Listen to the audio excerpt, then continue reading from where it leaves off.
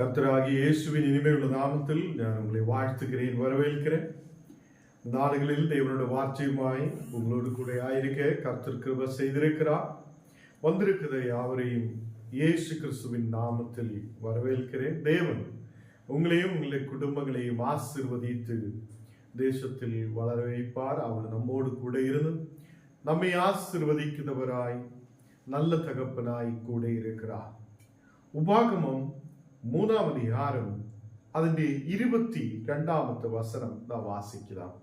ഉപാഗമം 3ആം அதிகாரம் അതിന്റെ 22ാമത്തെ വസനം.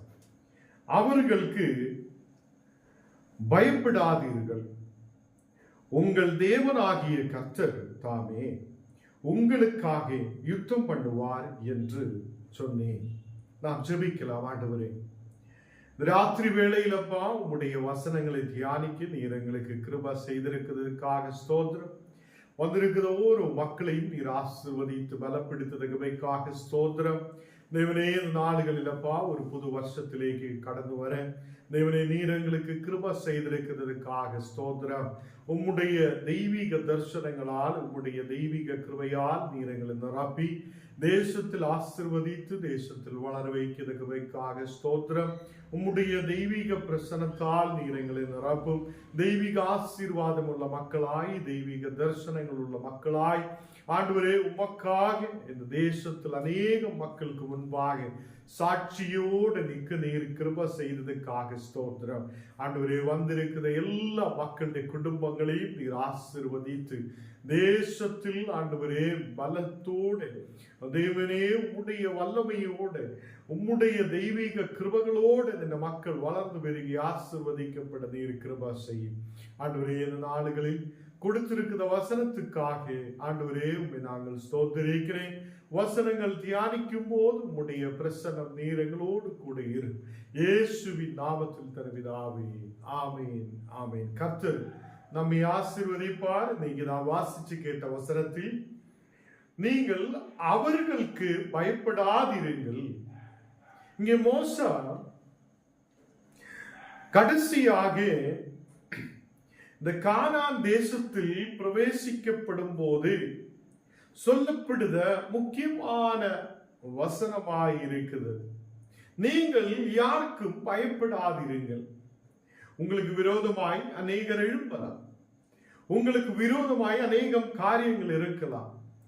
நீங்கள் பயப்படாதிருங்கள். வியாதிகள் நம்மை சூழ்ந்து கொள்ளும் போது, அநேக பிரச்சனைகள் நமக்கு விரோதமாய் எழும்பும் போது, அநேகர் நமக்கு விரோதமாய் கடந்து வரும்போது நாம் அதை பயத்தோடு அல்ல, நாம் தேவன் உள்ள விசுவாசத்தில் கடந்து செல்லுத மக்களாய் காணப்படும். தேவனுடைய விசுவாசத்தில் நிலைநிற்கிற மக்களாய் காணப்படட்டும். இந்த உலகத்தில் கஷ்டம் உண்டு, இந்த உலகத்தில் பலவீனதைகள் உண்டு, வியாதிகள் இந்த உலகத்தில் இருக்கிறார், அநேகம் பிரச்சனைகள் நம் வாழ்க்கையில் இருக்கிறார் என்றால் எல்லா பிரச்சனைகளில் இருந்து விடுவிக்கிற தெய்வீக கரம் நம்மோடு கூட இருக்கிறது. இங்கு மோசே சொல்லுகிறார், நீ பயப்படாதீர்கள். நீங்கள் யாருக்குமே, எந்த ராஜாவுக்கோ எந்த தேசத்துக்கோ நீங்க பயப்படாதீர்கள். நீங்க உன் தேவனாகிய கர்த்தர் தாமே உங்களோடு கூட இருந்து அவர் உங்களுக்காக யுத்தம் பண்ணுவார் என்று சொல்லுகிறார்.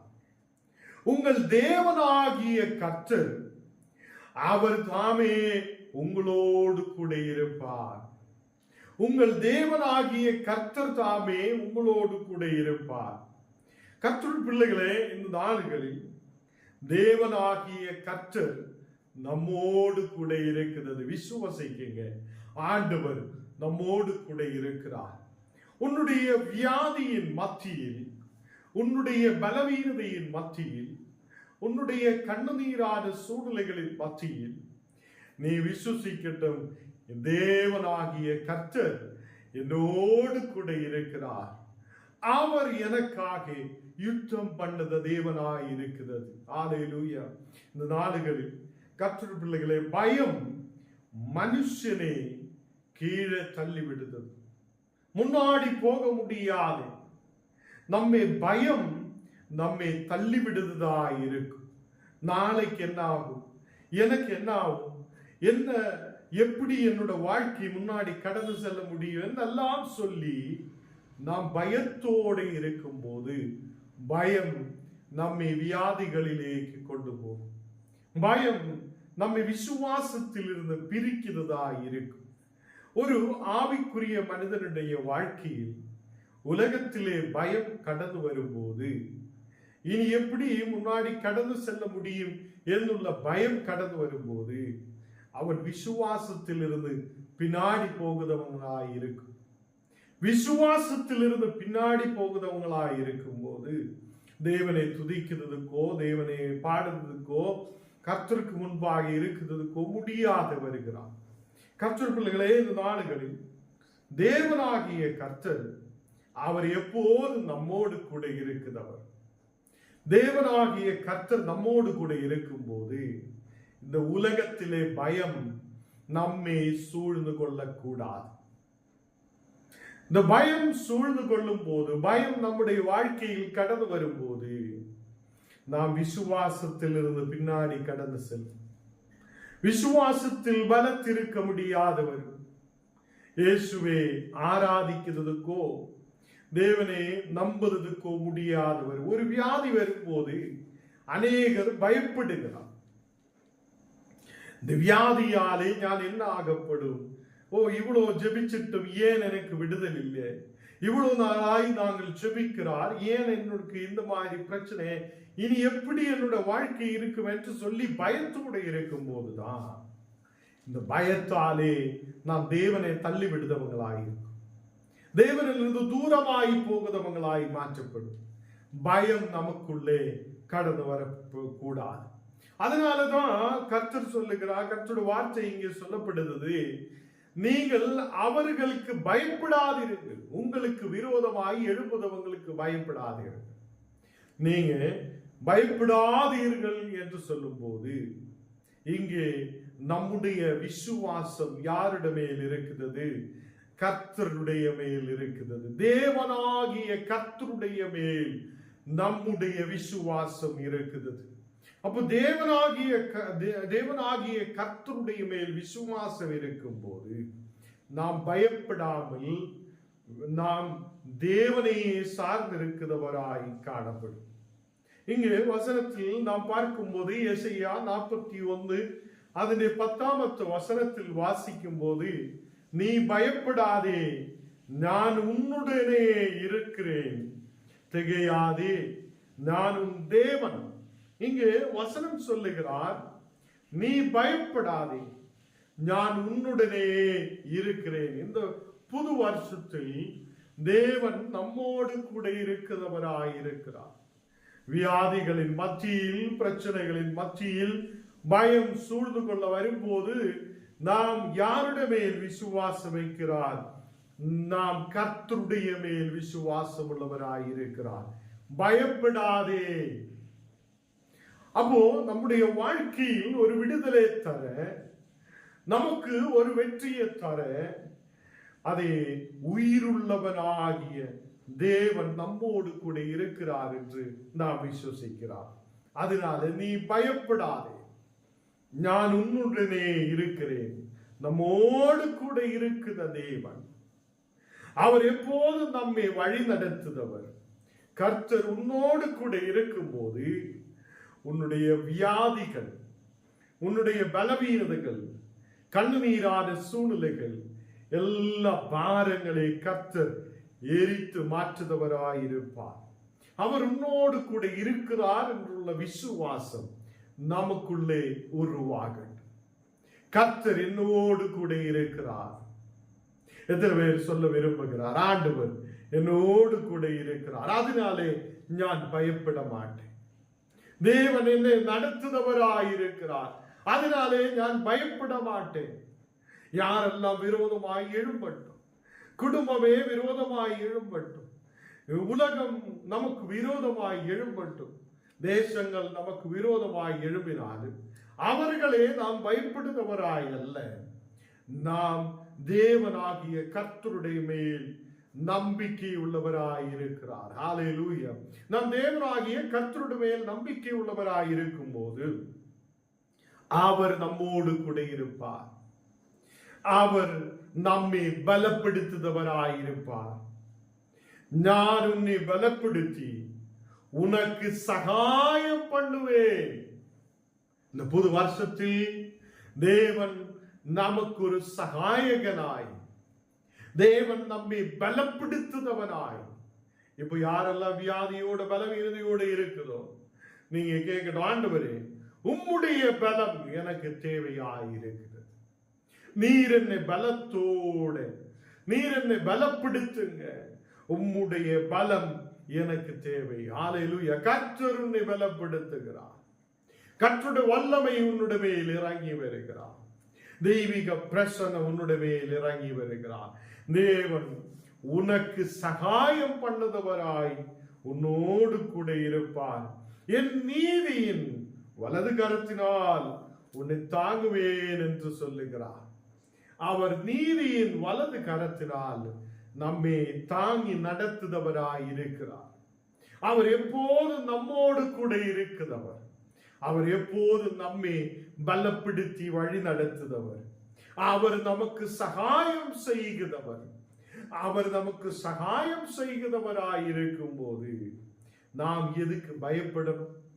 அவர் நம்மோடு கூட இருக்கிறார் என்று விசுவசிக்கட்டும். அவர் தேவனாகிய கர்த்தர். அவர் தாமே நம்மோடு கூட இருந்து நம்மை ஆசீர்வதித்து பலப்படுத்துவார். 2 தீமோத்தேயு 1 அதிகாரம் அதில் 7வது வசனத்தில் நாம் வாசிக்கும் போது, தேவன் நமக்கு பயமுள்ள ஆவியை கொடாமல் பலமும் அன்பும் தெளிந்த புத்தியும் உள்ள ஆவியை கொடுத்திருக்கிறார் என்று காணப்படுகிறார். தேவ பிள்ளைகளே, தேவன் நமக்கு பயமுள்ள ஆவியே அல்ல நமக்கு கொடுத்திருக்கிறது. தேவன் நமக்கு பயமுள்ள ஆவியை கொடாமல் அவர் நமக்கு பலமும் அன்பும் தெளிந்த புத்தியும் உள்ள ஆவியை கர்த்தர் நமக்கு கொடுத்திருக்கிறது. அதனாலே நாம் தேவனுக்கு முன்பாக நாம் இந்த நாளுகளில் விசுவாசத்தோட, பயத்தோட அல்ல, நாம் தேசத்தை பார்த்து பயப்படுதவங்களாய் அல்ல, நமக்கு விரோதமாய் எழும்புதவங்களை பார்த்து பயப்படுதவங்களாய் அல்ல, இந்த உலகத்திலே கட பிரச்சனைகளையோ, இந்த உலகத்திலே வியாதிகளையோ, சரீர பலவீனங்களையோ பார்த்து பயப்படுதவங்களாய் அல்ல, பயமுள்ள ஆவியே அல்ல தேவன் நமக்கு கொடுத்திருக்கிறார். பலமும் அன்பும் தெளிந்த புத்தியும் உள்ள ஆவியை தேவன் நமக்கு கொடுத்திருக்கிறது. கர்த்தர் உங்களை பலத்தோடு வழி நடத்துவார், அன்புள்ளவராய் மாற்றுவார், தெளிந்த புத்தி உள்ளவராய் தேவன் நம்மை மாற்றுவார். அப்போ அன்பும் பலமும் தெளிந்த புத்தியும் நமக்கு இருக்கும் போது பயம் நம் வாழ்க்கையில் வரமாட்டேன். கர்த்தரே நம்மோடு கூட இருக்கும் போது பயத்துக்கு நம்முடைய வாழ்க்கையில் இடமில்லை. அதனாலதான் இங்கே உபாகமம் 3 அதிகாரம் 22வது வசனத்தில் அங்கே வசனத்தில் சொல்லப்பட்டது, அவர்களுக்கு பயப்படாது இருக்கு. அதே மாதிரி நான் வாசிச்சு கேட்ட வசனத்தில் எசையா 41:10 நமக்கு பார்க்க முடியும், நீ பயப்படாதே. கர்த்தர் நமக்கு பயமுள்ள ஆவியே கொடாமல் அவர் பலமும் அன்பும் தெளிந்த புத்தியும் உள்ள ஆவியை அவர் நமக்கு கொடுத்திருக்கிறது. கர்த்தர் பிள்ளைகளே, இந்த நாடுகளில் உன் வாழ்க்கையில் இருந்த பயம் மாற்றப்படட்டும். இந்த புது வருஷத்தில் பயம், குடும்பத்தை பற்றியுள்ள பயம், நாளைக்கு என்ன பயம், வியாதிகளே பற்றியுள்ள ஒரு பயம், குடும்பத்திலே பிள்ளைகளே கணவன் மனைவியை பற்றியுள்ள ஒரு பயம், இது உன் வாழ்க்கையில் இருந்த பயத்தை மாற்றட்டும். தேவன் எனக்கு உதவியாயிருப்பார். தேவன் எனக்கு சகாயம் பண்ணதவராயிருப்பார். தேவன் என்னை பலப்படுத்துதவராயிருப்பார். அவர் அவருடைய நீதியின் வலது கரத்தினாலே என்னை தாங்கி நடத்துதவராயிருப்பார் என்று விசுவசிக்க நாம் இங்கே பார்க்கும்போது உபாகமம் 3:21 வாசிக்கும் போது, அக்காலத்திலே நான் யோசுவாயை நோக்கி, உங்கள் தேவனாகிய கர்த்தருக்கு அந்த 2 ராஜாக்களுக்கும் செய்தவைகள் எல்லாம் உன் கண்கள் கண்டது. நீ போய் சேரும் எல்லா ராஜ்யங்களுக்கும் கர்த்தர் அப்படியே செய்வார். இங்கு யோசுவாயை பார்த்து அங்கே மோசே சொல்லுகிறார், நீ போகிற எல்லா ராஜ்யங்களிலும் கர்த்தர் உன்னோடு கூட இருந்து அவர் முன்னவே செய்த காரியங்கள், அந்த 2 ராஜாக்கள், அங்கே 2 ராஜாக்களை குறித்து சொல்லுகிறார். அங்கே ராஜாவாகிய சீகோனையும் ராஜாவாகிய ஓகையும் குறித்து அங்கே சொல்லப்படுகிறது. பாஷான் ராஜாவாகிய ஓகும் அதே சீகோன் ராஜாவையும் குறித்து அங்கே சொல்லப்படுகிறார். அவங்க யுத்தத்தில் அதே இஸ்ரவேல் ஜனத்துக்கு வெற்றி உண்டாயிற்று. தேவன் அவங்களோடு கூட இருந்ததினாலே இந்த ராஜாக்களில் இருந்து ஒரு வெற்றி பெற்றுக்கொள்ள தேவன் கிருபை செய்திருக்கிறார். வெற்றி கர்த்தருடைய இடத்திலிருந்து வருகிறது. நமக்கு இந்த புது வருஷத்திலும் வெற்றியை கொடுக்க தேவன் உண்மையுள்ளவராய் இருக்கிறது. எத்தனை பேர் நம்புகிறார்? விசுவாசமாக தேவன் நம்மை வழி நடத்துவார். பாதுகாப்போடு தேவன் நம்மை வழி நடத்துவார். அவருடைய பலம் நம்மை காக்குததாய் இருப்பார். ஹல்லேலூயா. கர்த்தர் நமக்காக யுத்தம் பண்ணுத தேவன். கர்த்தர் நமக்காக யுத்தம் பண்ணுதவராய் இருக்கிறார். யாத்ராகமம் 14 அதிகாரம் അതിന്റെ 14 வசனம் வாசிக்கும் போது, கர்த்தர் உங்களுக்காக யுத்தம் பண்ணுவார், நீங்கள் சும்மா இருப்பீர்கள் என்றார்கள். நீங்க சும்மா இருந்தால் போதும், நீங்க கர்த்தருடைய மேல் நம்பிக்கை உள்ளவராய் இருக்குதென்றால், நீங்க தேவனுடைய மேல் நம்பிக்கை உள்ளவராய் இருக்குதென்றால், நீங்க யாரோடு கூட சென்று யுத்தம் பண்ண வேண்டாம். நீங்க யாருக்கும் விரோதமாய் எழும்ப வேண்டாம். கர்த்தர் உங்களுக்காக யுத்தம் பண்ணுதவராயிருப்பார். அவர் உங்களுக்காக யுத்தம் பண்ணுதவராயிருப்பார். அவர் உங்களை நடத்துதவராயிருப்பார். ஹல்லேலூயா. இந்த நாளுகளில் கர்த்தர் பிள்ளைகளே, கர்த்தர் உங்களுக்காக யுத்தம் பண்ணுவார், நீங்கள் சும்மா இருப்பீர்கள் என்றார். கர்த்தர் பிள்ளைகளே, நாம் யோசிக்கிறார், இந்த வருஷத்தில் எப்படி நாங்கள் முன்னாடி கடந்து செல்லும், நாங்கள் எப்படி இந்த வருஷத்தில் இவ்வளவு பிரச்சனைகளை சந்திக்கும் என்றெல்லாம் சொல்லி நீங்க கவலையோடும் பயத்தோடும் இருக்கலாம். இந்த நாளுகளில் தேவன் சொல்லுகிறார், அவர் உங்கள் முன்னாடி கடந்து சென்று உங்களுக்காக வழியை ஆயத்தம் பண்ணி உங்களுக்கு உதவியாக, உங்களுக்கு ஒரு சகாயமாக தேவன் உங்களோடு கூட இருப்பார். நீங்க சும்மா இருந்தால் போதும், தேவன் உங்களுக்காக யுத்தம் பண்ணுவார். ஹல்லேலூயா. இந்த நாடுகளில் கர்த்தர் பிள்ளைகளே, சமுத்திரத்தின் முன்னாலே இஸ்ரவேல் ஜனம் நிற்கும் போது, ஏன் எங்களை இந்த வனாந்தரத்தில் கொண்டு வந்திருக்கிறார், இங்கே சாகடிக்கிறதுக்காக எங்களை கொண்டு வந்திருக்கிறார் என்று சொல்லி தேவனுக்கு விரோதமாக, மோசைக்கு விரோதமாக ஜனம் எழும்பும் போது முன்னாடி போக முடியாத சூழ்நிலை. சமுத்திரம் அது அங்கே இருக்கிறது, தண்ணீரினால் நிரம்பி இருக்கிறதுனாலே கடந்து செல்ல முடியாது. இங்கே இருந்து பின்னாடியும் கடந்து செல்ல முடியாத சூழ்நிலை. இந்த நேரத்தில் ஜனங்களை பார்த்து சொல்லுத வார்த்தை, கர்த்தர் உங்களுக்காக யுத்தம் பண்ணுவார், கர்த்தர் உங்களுக்காக யுத்தம் பண்ணுவார். ஜனம் எல்லாம் சொல்லுகிறார், இப்போ எங்கள் வாழ்க்கை முடிந்து விட்டது. அந்த ஈஜிப்தியன் சைனியம், ஈஜிப்து தேசத்திலே ராஜாவும் அவங்களுடைய சைனியமும் வருகிறார், இப்போ எங்களை சாகடிக்க போகிறது, முன்னாடி போக முடியாத சூழ்நிலை. எப்படி எங்கள் வாழ்க்கை இருக்கும் என்று சொல்லி ஜனம் கவலையோடு இருக்கும் போதுதான் இந்த வசனம் சொல்லுகிறார், கர்த்தர் உங்களுக்காக யுத்தம் பண்ணுவார். இந்த உலகத்திலே கவலைகள், இந்த உலகத்திலே அநேக பிரச்சனைகள் உன் வாழ்க்கைக்கு முன்னாலே கடந்து வரும்போது நாம் கர்த்தருடைய மேல் நம்பிக்கை உள்ளவராய் இருக்கட்டும். பயம் நிரம்பி இருக்கிறவங்களாய் அல்ல, பயத்தோடு இருக்கிறவங்களாய் அல்ல, நாம் கர்த்தருடைய மேல் நம்பிக்கை உள்ளவங்களாய் இருக்கட்டும். ஹல்லேலூயா. இங்கே 13வது வசனத்தில் நாம் வாசிக்கும் போது மோசே ஜனங்களை நோக்கி பயப்படாதிருங்கள், ஜனங்களோடு சொல்லுகிறார், பயப்படாதிருங்கள். ஹல்லேலூயா. இன்னைக்கு என்ன கேட்கிற கர்த்தருடைய பிள்ளைகளே, நீங்க பயப்படாதிருங்கள். உங்கள் சரீரம் பலவீனதையோடு இருக்கலாம், வியாதி உங்களை சூழ்ந்து கொண்டு இருக்கலாம், கவலையோடு நீங்க இருக்கலாம். நீங்க கர்த்தரை பாருங்கள். உயிருள்ள தேவன் உங்களுக்காக ஒரு விடுதலை அனுப்புவார். உயிருள்ள தேவன் உங்களுக்காக ஒரு விடுதலை அனுப்புதவராய் இருப்பார். இங்கே மோசே ஜனங்களை பார்த்து சொல்லுகிறார், பயப்படாதீர்கள், நீங்கள் நின்று கொண்டு இன்றைக்கு கர்த்தர் உங்களுக்கு செய்யும் இரட்சிப்பை பாருங்கள். இன்றைக்கு நீங்கள் காண்கிற ஈஜிப்தியரே இனி என்றைக்கும் காண மாட்டீர்கள் என்று சொல்லுகிறார்.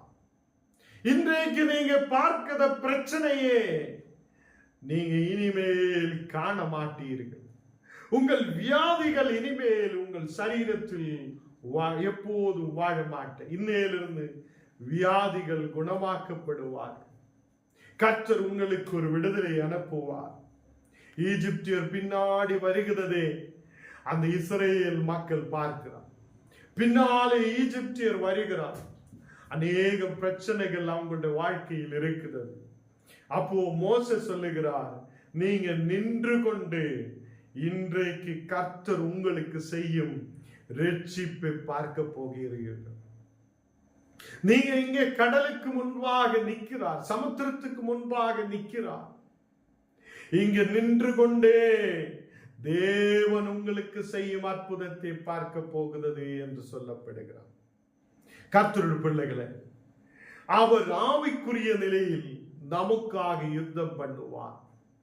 நமக்கு விரோதமாக சாத்தான் எழும்பும் போது, நமக்கு விரோதமாக அநேக பிரச்சனைகள் எழும்பும் போது, நமக்கு விரோதமாக தேசத்தில் அநேகம் அதை பிரச்சனைகள், வியாதிகள், துன்பங்கள் எழும்பும் போது கர்த்தர் நமக்காக யுத்தம் பண்ணுதவர் என்று நம்பிக்கை வைக்கட்டும்.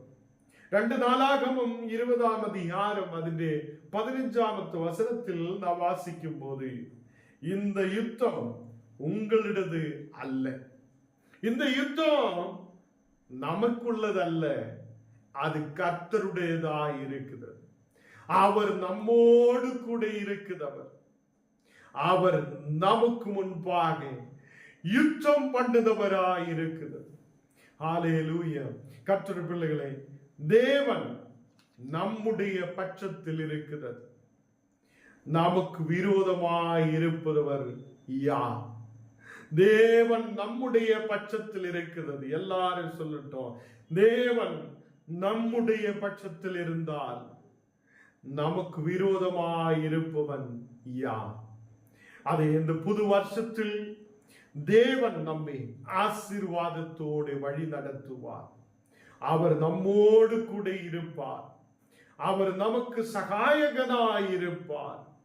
நம்முடைய எல்லா வியாதிகள், பலவீனதைகளை கர்த்தர் மாற்றுவார்.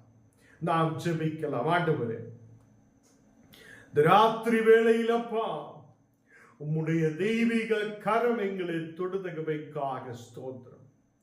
யாரெல்லாம் இன்னைக்கு பயத்தோட, நடுக்கத்தோட இந்த உலகத்திலே அநேக பிரச்சனைகளை பார்த்து பயத்தோடு இருக்கும் போது, அந்த பயங்களில் இருந்து ஒரு விடுதல் உண்டாகட்டும். கர்த்தரே, உம்முடைய பிரசன்னம் மக்கள் மேல் ஊற்றப்படுதகவைக்காக ஸ்தோத்திரம். இந்த ராத்திரி வேளையில் அப்பா, உம்முடைய தெய்வீக கரம் ஒரு மக்களையும் தொடுதகவைக்காக ஸ்தோத்திரம். ஒரு அபிஷேகத்தின் வல்லமை மக்களை தொடுதகவைக்காக ஸ்தோத்திரம். எல்லா வியாதிகள், பலவீனதைகள், அந்தகாரத்தின் கிரியைகள் இயேசுவின் நாமத்தில் எரிக்கப்படுதவைக்காக ஸ்தோத்திரம். தேவனே, இந்த மக்கள் விசுவாசத்தோடு நம்பிக்கையோடு உமக்கு முன்பாக கடந்து வர, தேவனே நீர் எங்களோடு கூட இருக்கிறவர் என்று நம்பிக்கையோடு ஆயிருக்க நீர் கிருபை செய்ததுக்காக ஸ்தோத்திரம். கர்த்தர் உங்களுக்கு சகாயம் செய்வார். கர்த்தர் உங்களை வழிநடத்துவார். அவர் உங்களோடு கூட இருப்பார். ஹல்லேலூயா. இந்த நாளுகளில் தேவனே, இந்த விசுவாச வசனங்கள் கேட்க நீர் கிருபை செய்தீரே, அதுக்காக நன்றி. உம்முடைய வசனங்கள் எங்களை பலப்படுத்தட்டும், எங்களை விசுவாசத்தோடு வழி நடத்தட்டும். இந்த நாளுகளில் யாரெல்லாம் பலவீனதையோடு இருக்குதோ ஆண்டவரே, நீர் தொடுதகவைக்காக ஸ்தோத்திரம். இந்த நேரத்தில் கேரளா பகுதியில் இருந்து கடந்து வந்திருக்கிறது இந்த மகளுக்காக விசேஷமாய் செபிக்கிறேன். மகளை நீர் தொடுதகவைக்காக ஸ்தோத்திரம். சரீரத்தில் இருக்கிற எல்லா சுகர்கள், பலவீனதைகள், வியாதிகள் இயேசுவின் நாமத்தில் இப்போ எரிக்கப்படட்டும். கர்த்தர் உங்களை தொடுகிறது. ஒரு விடுதலை போல் இறங்கி வருகிறார். ஹல்லேலூயா. இந்த நேரத்தில் அப்பா சரீரம் முழுவதும் குணமாக்குதவைக்காக ஸ்தோத்திரம். அந்த குடும்பத்தில் இருக்கிற எல்லா மக்களையும் நீர் பலப்படுத்தி வழி நடத்தும். நாளுகளில் கர்த்தாவே ஸ்ரீதேவி சிஸ்டர் அம்மாவுக்காக விசேஷமாய் ஜெபிக்கிறேன். மகளை நீர் தொடுதகவைக்காக ஸ்தோத்திரம். சரீரத்தில் இருக்கிற எல்லா பலவீனங்கள் மாற்றி ஒரு விடுதலை கொண்டு நிரப்புதகவைக்காக ஸ்தோத்திரம். நீர் எங்களை பலப்படுத்துதவர், நீர் எங்களை வழி நடத்துதவர், நீர் எங்களோடு கூட இருக்கிறவராய் இருக்கிறதுக்காக ஸ்தோத்திரம். இன்னைக்கு ஆண்டவரே, யாரெல்லாம் யூடியூபிலூടെ பார்க்குதோ அந்த மக்கள் மேல் உமது பிரசன்னம் இறங்கி வரப்படட்டும். எல்லா மக்களையும் நீர் தொடுதகவைக்காக ஸ்தோத்திரம். எல்லா மக்கள் மேலும் உமது வல்லமை இறங்கட்டும். தேவனே, யாரெல்லாம் பலவீனதையோடு கண்ணீரோடு பாரத்தோடு இருக்குதோ அவங்களோட பயங்கள் இயேசுவின் நாமத்தில் எரிக்கப்படட்டும். ஆண்டவரே, இந்த மக்கள் விசுவாசம் ஆண்டவரிடமே வைக்கப்பட, விசுவாசம் உள்ளவராய் இருக்கப்பட, ஆண்டவர் எனக்காக யுத்தம் பண்ணதவராய் இருக்கிறார், ஆண்டவர் எனக்காக சகாயம் செய்தவராய் இருக்கிறார் என்று விசுவாசத்தோடு கடந்து செல்ல கிருபை செய்யும். எங்களை முற்றிலும் தாழ்த்துகிறேன், ஒப்புக் கொடுக்கிறேன். இயேசுவின் நாமத்தில் தன பிதாவே, ஆமென்.